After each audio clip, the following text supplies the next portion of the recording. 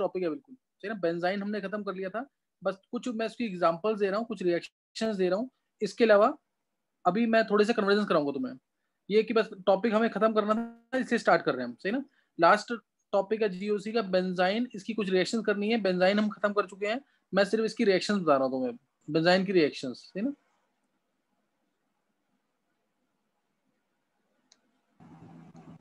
अब इसके बाद जो नया टॉपिक हमारा ये खत्म कर रहे हैं, अभी बेंजाइन हम खत्म कर चुके हैं लास्ट टाइम। अभी हम स्टार्ट कर रहे हैं बेंजाइन की कुछ रिएक्शंस नोट करेंगे। जैसे मैंने लास्ट टाइम इसका मैकेनिज्म बता दिया था बेंजाइन की रिएक्शन का। जैसे अगर मैं क्लोरोबेंजीन है सपोज, और इसके अंदर NaNH2 लिक्विड अमोनिया डालूंगा, तो आंसर सबको पता है इसका क्या आना है, और बहुत इंपॉर्टेंट कन्वर्जन भी है।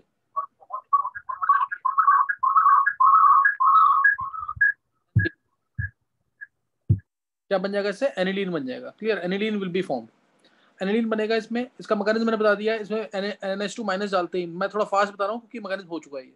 NH2 माइनस डालते ही पहले H प्लस बाहर निकलेगा, फिर H प्लस बाहर निकलेगा, उसके बाद क्या निकलेगा बाहर? Cl। यहाँ नेगेटिव आया, यहाँ Cl आया। इसका एनर्जी लेवल डायग्राम वगैरह सब कर चुके हैं। बेस डाला तो ये ऐसे होगा, फिर इसका ये इलेक्ट्रॉन इधर देगा और ये Cl बाहर, और बन गया बेंजाइन। बेंजाइन बन जाएगा यहाँ से इस तरीके से, कैसे भी बना लो तुम इसे, ये बन गया। और ये नॉर्मल कार्बन की हाइब्रिडेशन यहाँ पे sp2 होती है, ये है एरोमेटिक, एरोमेटिक है ये। अब इसमें इलेक्ट्रॉन्स गए, किसी भी साइड इलेक्ट्रॉन भेज दो अमोनिया डाल के, इलेक्ट्रॉन्स गए इधर, तो NH2 NH3 जो है ये अपने लोन पे दे देगा इसको। बस 8-10 मिनट की बात है, इसके बाद स्टार्ट कर देंगे हम अपना कन्वर्जेंस वाला काम थोड़ा सा। माइनस ये पे यहाँ आ गया NH3 प्लस। अभी अपना H प्लस लूज करेगा, H प्लस लूज करेगा, और उसके बाद वो H प्लस इस नेगेटिव पे आ जाएगा और ये बन जाएगा, सही ना। और इसमें मैंने ये भी बताया, अगर यहाँ पे अगर स्टार है, जहां से Cl हटा वहीं पे अगर NH2 आ रहा है, तो उसे बोलेंगे हम DSP, डायरेक्ट सब्स्टिट्यूशन प्रोडक्ट। और अगर NH2 मैं दूसरी जगह लगा दूं, यहाँ पे स्टार लगाया, स्टार मतलब कार्बन 14 वाला है, स्टार का मतलब कार्बन 14 वाला था, तो दूसरी जगह लगा दूं मैं, जैसे अगर मैं यहाँ लगा दूंगा NH2, तो इसे हम बोलेंगे CSP, साइन सब्स्टिट्यूशन प्रोडक्ट। इसे क्या बोलेंगे? Cine substitution product. ये मैं लास्ट टाइम बता चुका हूँ, इसका एनर्जी लेवल डायग्राम वगैरह मैं सब बता चुका हूँ, ये पहले हो चुका है। पोटेंशियल एनर्जी वर्सेस टाइम कह लो, या फिर प्रोग्रेस ऑफ द रिएक्शन, ये इस तरह से मैं ग्राफ बता चुका हूँ थोड़ा सा पहले, है ना। यहाँ पे रिएक्टेंट प्लस NaNH2 था या KNH2 था, और यहाँ पे प्रोडक्ट होगा, और बीच में यहाँ बनेगा बेंजाइन इंटरमीडिएट, ये TS1 बताई हुई मैंने, ये TS2, ये सब पहले हो चुका है। तो अब नोट करना है कुछ रिएक्शन, अगर ये सब्स्टिट्यूटेड है, अगर एराइल हैलाइड सब्स्टिट्यूटेड है तो क्या होगा? If aryl halide is substituted, जैसे मैं एग्जांपल ले रहा हूँ, मैंने एग्जांपल ले लिया, सपोज Cl लिया और OCH3 लगा देते हैं, से OCH3, ये लिया मैंने OCH3 और यहां लगाया Cl, एक बार ऐसे ले लिया OCH3, एक बार Cl मेटा पे लगाया OCH3, और एक बार Cl लगाया पैरा पे। अब इन के तीनों केसेस में, कोई भी तीनों केस, मान लो मैंने ये ले लिया, इसमें डाल दिया मैंने NaNH2 लिक्विड अमोनिया, तो अब तुम्हें बताना है, तुम्हें ये पता है कि इससे क्या होना है। यहाँ पे जो भी बच्चे अगर 10th वाले 11th वाले हैं, तो बस वो इतना ध्यान रखेंगे कि Cl की जगह NH2 आता है, बस उनको और डिटेल समझ नहीं आएगी। NaNH2 लिक्विड अमोनिया डाला अगर मैंने, NaNH2 लिक्विड अमोनिया, अब इसमें क्या होगा? पॉसिबिलिटी है कि Cl हटा NH2 यहीं लग जाए, Cl हटा NH2 यहाँ पे भी लग सकता है, NH2 यहाँ पे भी लग सकता है। तो इसके मैकेनिज्म में पहले क्या हटता था? इससे पहले क्या हटता था? Active hydrogen. एक्टिव हाइड्रोजन दो जगह है, इसका ध्यान देंगे। अब एक्टिव हाइड्रोजन इसका दो जगह है, एक तो यहाँ पे मेनली ये एक्टिव हाइड्रोजन है, क्योंकि HCl जब निकलेगा तो Cl के साथ वाला H ही बाहर निकलेगा। एक H यहाँ पे है और एक H यहाँ पे भी है, क्योंकि HCl या तो ऐसे निकलेगा या HCl ऐसे निकलेगा। तो दो एक्टिव हाइड्रोजन है इसके पास, इन दोनों में से एक बाहर निकलेगा। अब कौन सा निकलेगा, कौन सा निकलेगा वो हमें सोचना है। कौन सा ज्यादा एक्टिव मानोगे तुम? अगर मैं जो दूसरा ग्रुप लगा है, दूसरा ग्रुप जो लगा है मैं उसका इफेक्ट चेक करूंगा। मैं क्या चेक करूंगा? उसका इफेक्ट। उसका इफेक्ट क्या है? इस वाले ग्रुप का इफेक्ट क्या होता है? Plus are. प्लस आर चाहे ये वाला एच हो या ये वाला एच, दोनों के लिए बराबर, क्योंकि एक ऑर्थो पे है एक पैरा पे है। प्लस आर का डिस्टेंस से कोई लेना देना नहीं होता है, इसलिए OCH3 लगाएगा अपना दूसरा इफेक्ट, यानी minus I effect. Minus I effect जो है इस वाले के लिए ज्यादा लगेगा। माइनस आई इफेक्ट इसके लिए ज्यादा लगेगा। इसका मतलब ये वाला एक्टिव हाइड्रोजन ज्यादा अच्छा है, ये वाला एक्टिव हाइड्रोजन ज्यादा अच्छा है। अब उसके बाद समझ आएगा इसके लिए।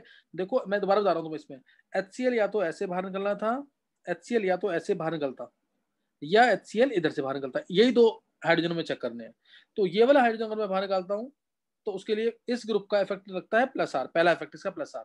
इस वाले एच के लिए भी प्लस आर, दोनों के लिए प्लस आर लगना था। तो प्लस आर का डिस्टेंस से कोई लेना देना नहीं होता है, प्लस आर का डिस्टेंस से कोई लेना देना नहीं होता है। इसीलिए मैं इसका दूसरा इफेक्ट चेक करूंगा, क्या? माइनस आई। माइनस आई OCH3 का कब ज्यादा होगा? जब वो H के क्लोज होगा, तो इसके लिए माइनस आई ज्यादा, इसलिए ये वाला H बाहर निकलेगा, इसलिए ये वाला H बाहर निकलेगा। और बनेगा, ध्यान देंगे, बेंजाइन बनेगा इस साइड से, यहां से बनेगा बेंजाइन। ये बन गया बेंजाइन।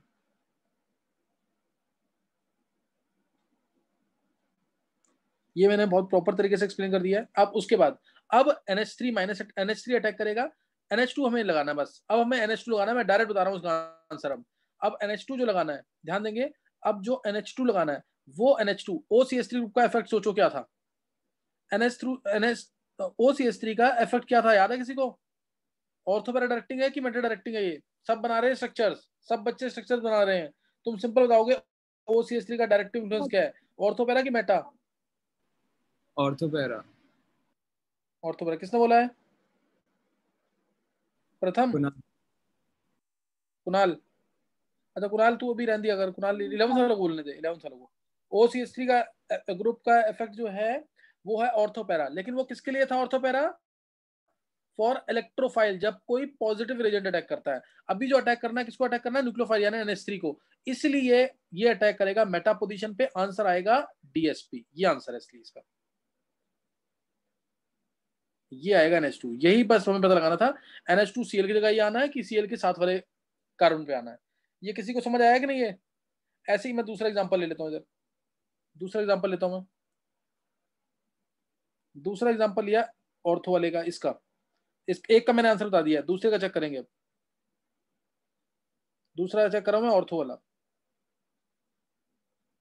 देखो दूसरा ऑर्थो वाला चेक करना है, तो इसके लिए पहले तो एक्टिव हाइड्रोजन तो यही होगा, और कोई हो ही नहीं सकता, एक ही है, क्योंकि एच से यहीं से बाहर निकलना है, यही निकलना है, तो इसलिए ज्यादा सोचना नहीं इसके अंदर। तो इसमें बेंजाइन बन जाएगा,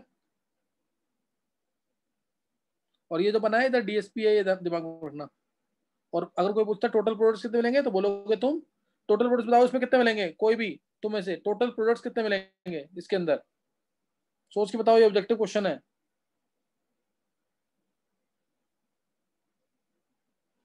श्रेया ने आंसर दे दिया, और कोई? टोटल प्रोडक्ट्स, चलो मैं भी बता रहा हूं उसमें। लक्ष्य, सेजल, दक्ष, कुणाल का 8 आंसर है। चलो चलो अभी देखते हैं। अब देखो इस केस में तो ये हट गया। अब इस केस में ये जब हट गया, NaNH2, अंश का 9, NaNH2 डाला हमने, ये हट गया। अब उसके बाद अब दोबारा, अब जब मैं एमोनिया ऐड करूंगा, अब मैं जब एमोनिया ऐड करूंगा, तुम बताओ क्या होगा? अब ये कहां पे अटैक करेगा, ऑर्थोपैरा पे कि मेटा पे? एच निकलने के बाद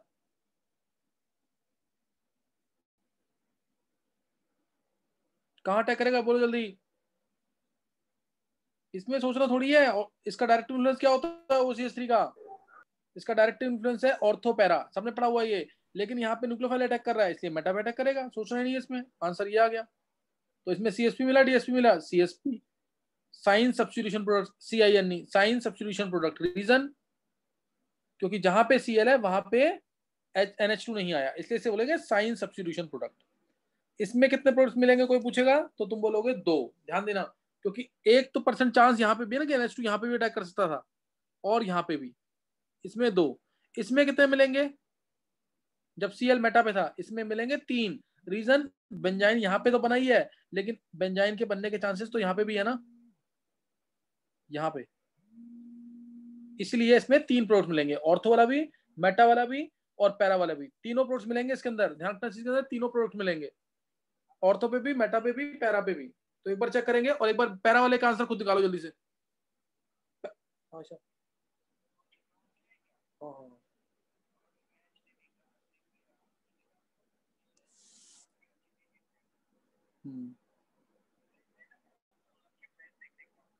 क्यों? ये वाला चेक करो एक बार, ये वाला चेक करो एक बार क्वेश्चन।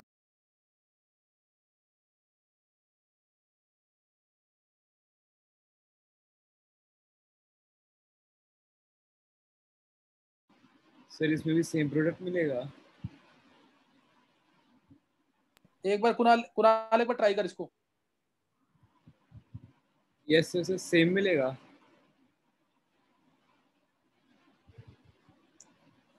कुणाल अभी बता रहा हूँ तेरे को।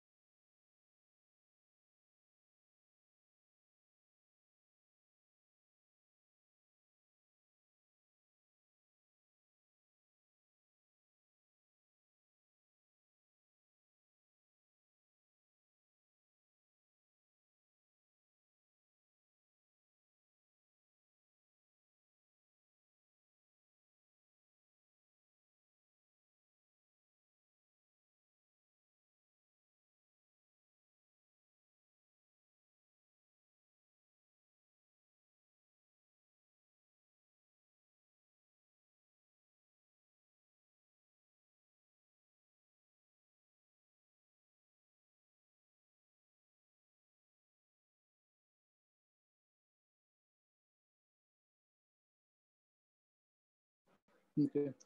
हाँ, ये कर लिया। अब चेक करना है ये आंसर सही निकला किसी का कि नहीं। ये बनेगा और मेटा पे ही अटैक होगा। इसमें भी मेजर मेटा है, 2 प्रोडक्ट मिलेंगे और मेटा भी और पैरा भी, 2 प्रोडक्ट मिलेंगे इसके अंदर, मेटा भी और पैरा भी। आंसर निकालना आ गया इसका कि नहीं? ये अब जैसे अगर मैंने यहाँ पे लगा दिया सपोज, हाँ आंसर निकालना आ जाना चाहिए इसका। जैसे अगर मैंने ले लिया सपोज OCH लिया था मैंने पहले, अब मैं ले रहा हूँ यहाँ पे NO2। एक बार लिया Cl ऑर्थो पे, एक बार Cl लिया मेटा पे, और एक बार लिया Cl पैरा पे, और तीनों केस में डाला NaNH2 लिक्विड अमोनिया।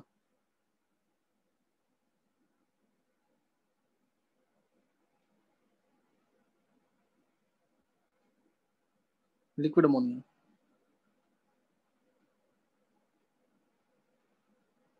तीनों केस में डाल दिया। मैं भी चेंज भी करूंगा रेजेंट, लेकिन एक बार मैं इससे सिखाना चाहता हूं तुम्हें कि NaNH2 लिक्विड अमोनिया डालने से क्या होता है। तो इसमें आंसर मैं लिख रहा हूँ डायरेक्ट। अब इसमें मैं तीनों में डायरेक्ट आंसर लिख रहा हूँ। निकाल लिया किसी ने तो बोलेंगे आंसर क्या आएगा। सर पहले ऑर्थो पे केस, आ हाँ, जाएगा। पहले केस में क्या आएगा, ऑर्थोपेनिस्ट। कहाँ पे आएगा, ऑर्थो, ऑर्थो पे NH2। रीजन, क्योंकि NO2 ग्रुप जो होता है it is Meta directing for electrophilic substitution, इसमें अटैक कर रहा है न्यूक्लियोफाइल, इसलिए ऑर्थो पे डायरेक्टिंग होगा, ये आएगा। और इसे बोलेंगे DSP। NH2 आएगा ऑर्थो पे and it will be called as DSP, direct substitution product. और CSP होगा हमारा माइनर प्रोडक्ट। तो ये पता होना चाहिए तुम्हें आंसर डायरेक्ट। ऐसे ही NO2 आया। अब इसमें तो प्रोडक्ट्स मिलेंगे 3, समझ गए कि नहीं, है क्योंकि इसका बेंजाइन यहाँ पे भी बन सकता है और यहां से भी बन सकता है, इसलिए इसमें 3 प्रोडक्ट्स आएंगे। और इसका जो मेजर प्रोडक्ट होगा फिर वही होगा, कौन सा वाला, पैरा की मेटा। इसका एक्टिव हाइड्रोजन कौन सा ज्यादा अच्छा है, एक्टिव हाइड्रोजन कौन सा अच्छा है, ऊपर ऑर्थो वाला, वाला। ये वाला, ऑर्थो वाला। इसलिए इसका आंसर आएगा फिर दोबारा ऑर्थो पे, ऑर्थो पे आंसर आएगा मेजर। अदरवाइज 3 आंसर है इसके, ऑर्थो पे आंसर मेजर होगा इसमें। अब Cl है, इसमें तो बनना ही, चाहे तुम इधर बना दो बेंजाइन चाहे इधर बना दो, बात एक ही है, दोनों जगह एक ही बात है इधर। तो इसलिए इसका आंसर तो पैरा पे ही आएगा और मिलेगा DSP, पैरा पे ही आएगा और मिलेगा DSP। नहीं समझ आया क्वेश्चन ये वाले। आ गया सर। हाँ, तो ये आना चाहिए सारा। ये हमारा है DSP, direct substitution product.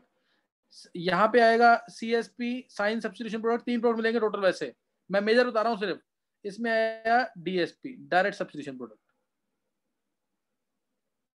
Next, अब अगर मैंने लगा दिया suppose CS3,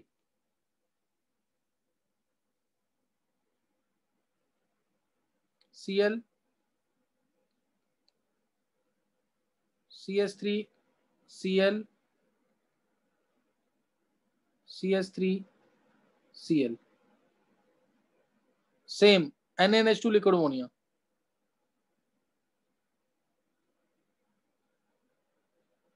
NaNH2 liquid ammonia, NaNH2 liquid ammonia. तो अब इन तीनों में जल्दी से आंसर निकालेंगे, जल्दी से निकालना आंसर बिल्कुल।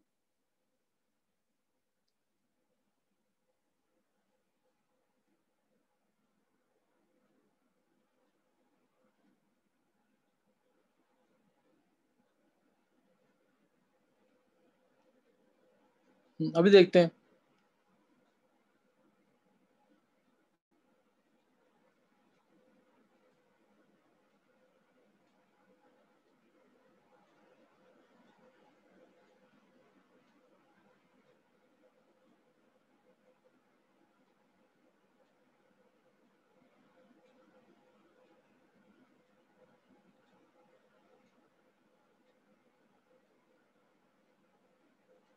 चलो देख लेंगे पहले। अब इसमें CS3 वैसे का डायरेक्टिव इन्फ्लुएंस क्या है इसका, वैसे इसका डायरेक्टिव इन्फ्लुएंस क्या है, ऑर्थोपैरा। इस केस में क्या होगा, मेटा। CS3 इस केस में एक्टिव हाइड्रोजन दूर वाला होगा, तो और मेटा वाला आंसर आएगा मेजर।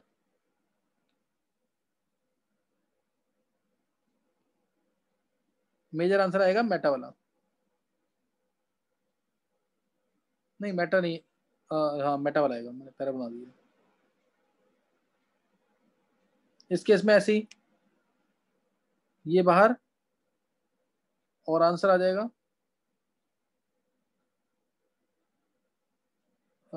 इसमें भी मेटा वाला।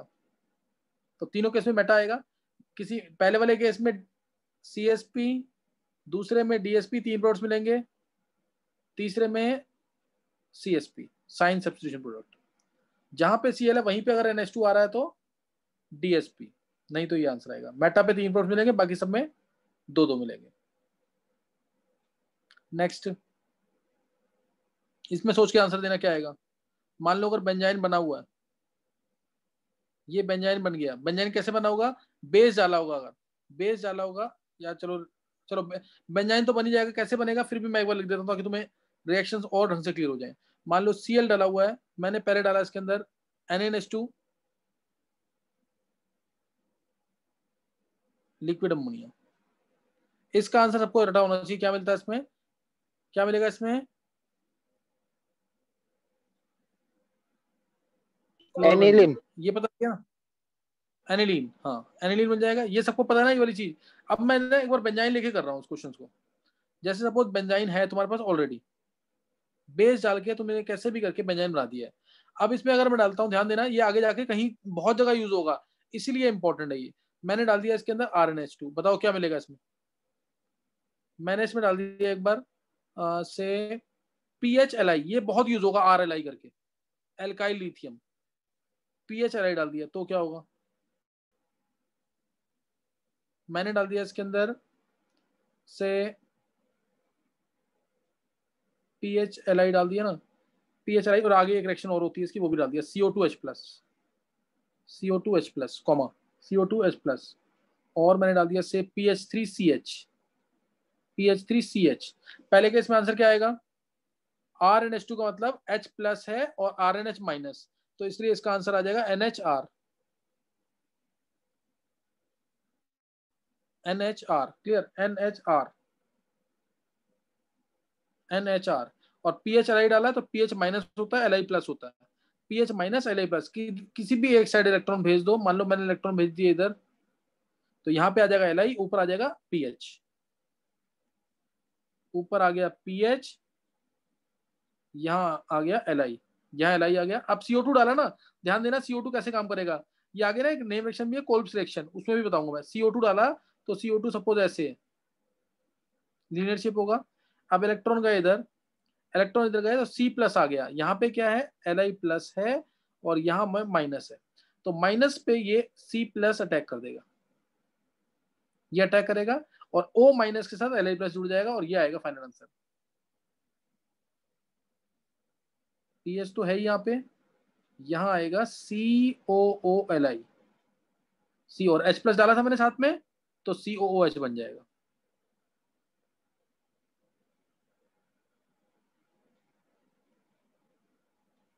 यहाँ PH, ये आंसर आ जाएगा।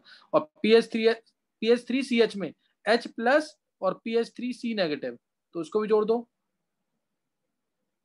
एक जगह, जहां पे इलेक्ट्रॉन जा रहे हैं, तो यहाँ पे आ जाएगा H और ऊपर CPH3।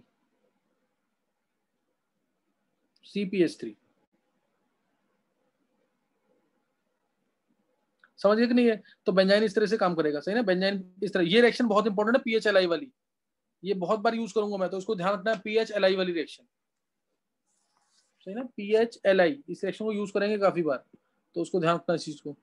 1-2 क्वेश्चन और लिखेंगे, फिर आगे करते हैं हम।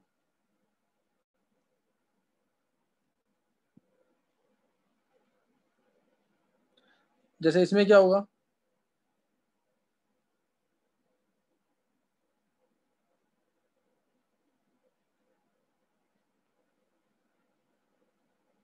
KNH2 liquid ammonia, KNH2 liquid ammonia, इसमें क्या होगा,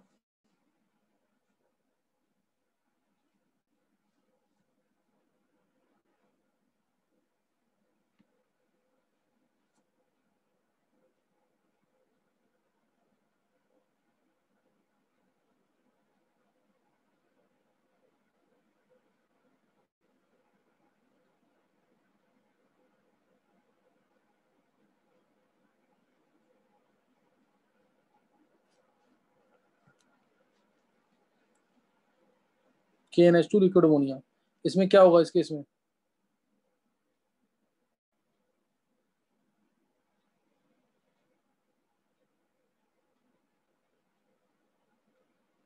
सर KBr बन जाएगा और Br की जगह NH2 आ जाएगा। देखो उधर, इसमें किसी और 12th वाले बच्चे को आंसर बोलना है।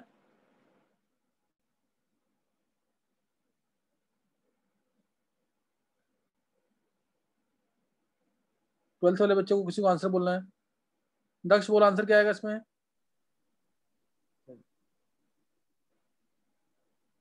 पर्यंत? Sir no reaction.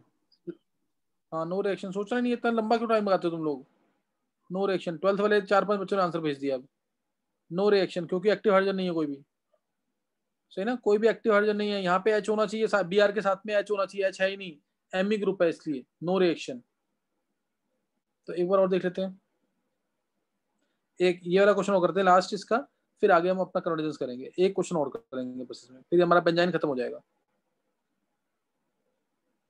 मान लो Cl है,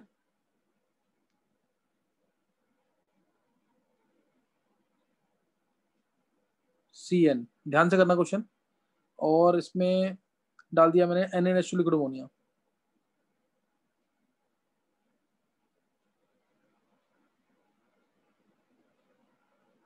NaNH2 लिक्विड अमोनिया डाला, और फिर डाला, चलो इसी इसी को ट्राई करो, देखते हैं कि कौन क्या आंसर निकालता है इसका। 11th वाले बच्चे नहीं ट्राई कर पाएंगे, 12th वाले निकाल लेंगे आंसर। 12th वाले निकाल सकते हैं इसका आंसर, सोच के करना बिल्कुल कि क्या होगा इसके अंदर।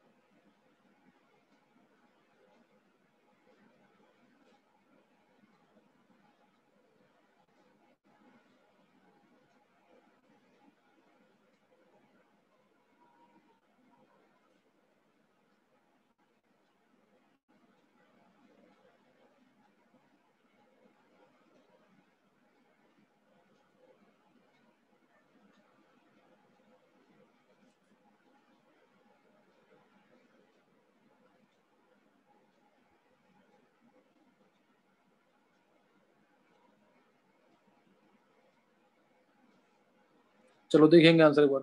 बोलना किसी को आंसर निकाला किसी ने?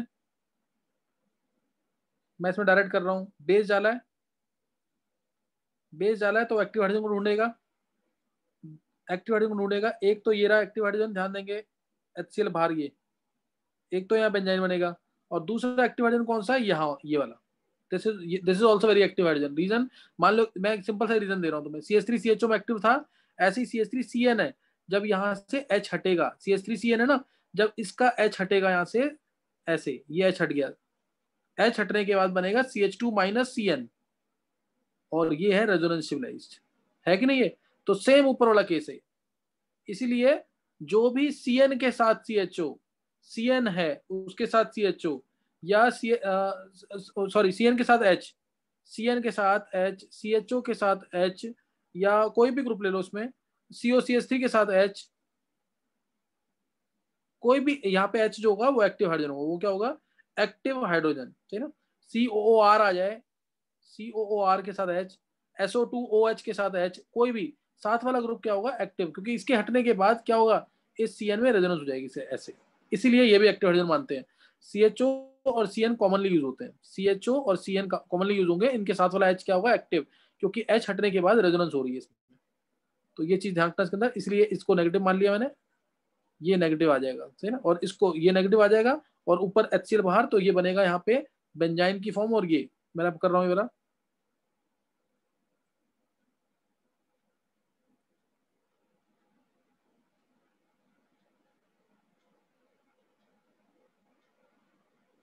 ये आ गया, और इसको मैं रीअरेंज कर रहा हूँ, इस तरह से लिखूंगा, ये एक, और ये नेगेटिव, और ये CN, बस ये जोड़ देना इसमें।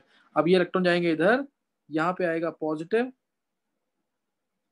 यहाँ ये इलेक्ट्रॉन जब इधर जाएंगे तो यहाँ आ गया पॉजिटिव, पॉजिटिव, और इस नेगेटिव का बॉन्ड बन जाएगा, और जुड़ करके, और अमोनिया डालेंगे, अमोनिया का H जो है वो इसको मिल जाएगा NH2 नेगेटिव बाहर, ये वाला H जो है इलेक्ट्रॉन देगा इधर, और ये H पॉजिटिव जाके इस नेगेटिव पर अटैक करेगा इधर, और फाइनल आंसर ये आ गया।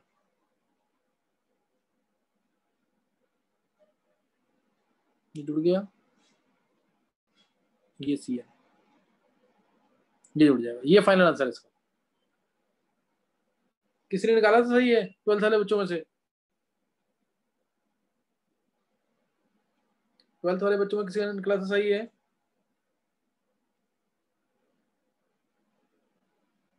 नहीं। तो ये हमारा जीओसी यहाँ पे आज से खत्म हो गया है। Next question Quran. अच्छा, नेक्स्ट अब हमें हमारा जो टॉपिक होना है, अब नेक्स्ट यहाँ से हमारा स्टार्ट होगा आइसोमेरिज्म। जीओसी में अराउंड 55 लेक्चर्स लगे हैं, तो अब क्या कहते हैं हमारा स्टार्ट होगा आइसोमेरिज्म। वो भी बहुत इंपॉर्टेंट टॉपिक है। उसके बाद मैकेनिज्म, दो चीजें और खत्म करनी है अभी, तो ये कंप्लीट ऑर्गेनिक खत्म होगी। और रिएक्शंस वाला काम मैं दोबारा बोल रहा हूँ, कन्वर्जेंस वाला काम मोस्ट इंपॉर्टेंट काम है। अभी भी स्टार्टिंग ही हुई है, अभी भी बहुत ज्यादा काम नहीं हुआ उसमें, जो हमने 24-25 रिएक्शंस किए हैं। तो इसलिए उस काम को जरूर करना ढंग से, तो बेनिफिट मिलेगा, है ना, तो बेनिफिट मिलेगा। तो अभी मैं थोड़े से कन्वर्जेंस करा देता हूँ तुम्हें, नेक्स्ट टाइम ही करेंगे फिर। अभी सही ना, बस मेरे को टॉपिक आज खत्म करना था कि किसी रह ना जाए टॉपिक। अब नेक्स्ट टाइम से कन्वर्जेंस स्टार्ट कर देंगे, plus isomerism, most important topic isomerism, structural isomerism और स्टीरियो आइसोमेरिज्म, वो हमें स्टार्ट करना है। उसमें भी टाइम लगेगा थोड़ा, ठीक है ना।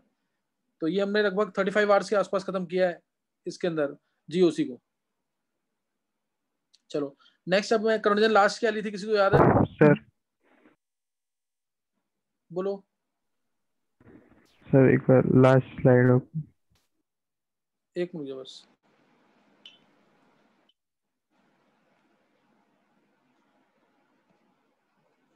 हाँ लक्ष्य।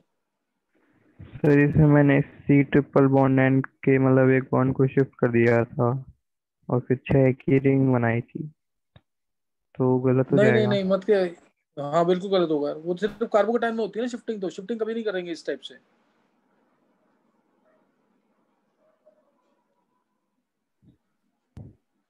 सही लक्ष्य। Okay sir. सर चलो हाँ बोलो। सर कल एंड में ना एक आपने डोज प्रोसेस करवाया था ना, तो ना वीडियो एंड हो गई थी, वो पूरा नहीं होता है। मैं भी एक दिखा बार दूँ, फिर से बता मैं भी लिख दीजिए। देता हूँ। हाँ मैं उसको लिख देता हूँ, डॉस प्रोसेस लिख लेना, ये बहुत इंपॉर्टेंट है। पता नहीं कितनी बार बोर्ड के पेपर में आ चुका है 12th क्लास के। डॉस प्रोसेस, बेंजाइन मैकेनिज्म इसका भी, elimination addition, elimination addition, nucleophilic substitution है वाया एलिमिनेशन एडिशन। क्लोरोबेंजीन रट देना इसको, बहुत इंपॉर्टेंट प्रोसेस है ये। मैकेनिज्म मैं बता चुका हूँ उसका। NaO डाला इसके अंदर, ड्रास्टिक, कभी टेम्परेचर प्रेशर भूल जाओ तो ड्रास्टिक कंडीशन बोल देना। 623 केल्विन 320 एटमॉस्फेयर, 623 केल्विन 320 एटमॉस्फेयर। तो इससे आ जाएगा पहले ONA, O के साथ मेटल कभी भी आएगा। एक्चुअल में यहाँ फिनॉल आ जाता है, लेकिन NaO जला हुआ ना पहले, इसलिए वो फिनॉल को दोबारा ONA में कर देता है, इसीलिए हमें एसिड डालना पड़ता है। डाइल्यूट HCl डालेंगे तो मिलेगा फिनॉल। ये क्लोरोबेंजीन से फिनॉल, डॉस प्रोसेस बहुत ही इंपॉर्टेंट है। अच्छा एक चीज और, अगर मैंने 623 केल्विन 320 एटमॉस्फेयर नहीं लिखा होता तो क्या होता है यहाँ पे? अगर 623 केल्विन 320 एटमॉस्फेयर नहीं लिखा होता तो क्या होता? रिएक्शन होती। तब रिएक्शन ही नहीं होती, क्योंकि क्लोरोबेंजीन रेजोनेंस स्टेबलाइज्ड है। इसके बिना रिएक्शन नहीं होगी, तो ये नहीं लिखा तो 0 मार्क्स है सीधा, कोई रिएक्शन ही नहीं होनी यहाँ पे। Reason, because chlorobenzene resonance stabilized है, तो CCl बॉन्ड में पार्शियल डबल बॉन्ड कैरेक्टर आएगा। ये देखो, समझिए कि नहीं है, ये पार्शियल डबल बॉन्ड कैरेक्टर आ रहा है। डबल बॉन्ड को तोड़ने के लिए हमें ड्रास्टिक कंडीशंस, यानी हाई टेम्परेचर हाई प्रेशर रखना पड़ता है। कभी भूल जाओ तो ये लिखाना, हाई टेम्परेचर हाई प्रेशर। ये डॉस प्रोसेस है, इसको नहीं भूलना है, बहुत इंपॉर्टेंट प्रोसेस है। क्लोरोबेंजीन से फिनॉल कन्वर्जन है, बोर्ड में बहुत बार आ चुका है। क्लोरोबेंजीन से फिनॉल, क्लोरोबेंजीन टू फिनॉल।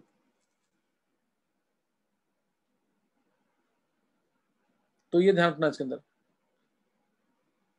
चलो अब 5-7 कन्वर्जन करके ना, 5-7 कन्वर्जन, ये मैं दोबारा बोल रहा हूँ तुम्हें, मोस्ट इंपॉर्टेंट प्रोसेस है बोर्ड के लिए, Dow's process, most important process. Chlorobenzene to phenol conversion है ये, क्लोरोबेंजीन से फिनॉल अगर तुम्हें बनाना है, सही ना, क्लोरोबेंजीन से फिनॉल अगर बनाना है तो मोस्ट इंपॉर्टेंट कन्वर्जन है। सही है, तो अब आगे आगे भी मैं नेक्स्ट में अभी थोड़ा सा ना कन्वर्जेंस करेंगे, 20-25 मिनट करेंगे, ज्यादा देर नहीं करेंगे कन्वर्जेंस। लेकिन हाँ कन्वर्जेंस करनी है, छोड़ना नहीं है उसको, इसलिए मैं बता रहा हूँ तुम्हें, इसे उसे कर लो कन्वर्जेंस, इंपॉर्टेंट है ज्यादा। अच्छा, कन्वर्जेंस का होमवर्क वगैरह सब भेज रहे हैं? यस सर, मेरे पास तो भी सभी का है। इस हफ्ते अभी किसी ने नहीं भेजा, अभी हाँ शुरू ही नहीं हुआ हफ्ता तो सबका आ गया इस नहीं, हफ्ते तो। कुछ नहीं, अच्छा दूसरा सुनने का काम कर रहा है मुकुल? ये सर सुनने का हो रहा है, वो तन्मय नहीं सुना रहा कन्वर्जेंस सर। नहीं सुना रहा है? ना। मैंने इसको फोन कर, अच्छा कुछ नहीं, मैं बोल दूंगा। अच्छा सही है अंश, सही है। चलो अब मैं ना नेक्स्ट में अब कन्वर्जेंस स्टार्ट कर रहा हूँ अभी, इसके कन्वर्जेंस कर रहे हैं। चलो नेक्स्ट में करते हैं, अभी मैं इसको बंद कर रहा हूँ, ठीक है ना? ज्वाइन कर लेना अभी दोबारा।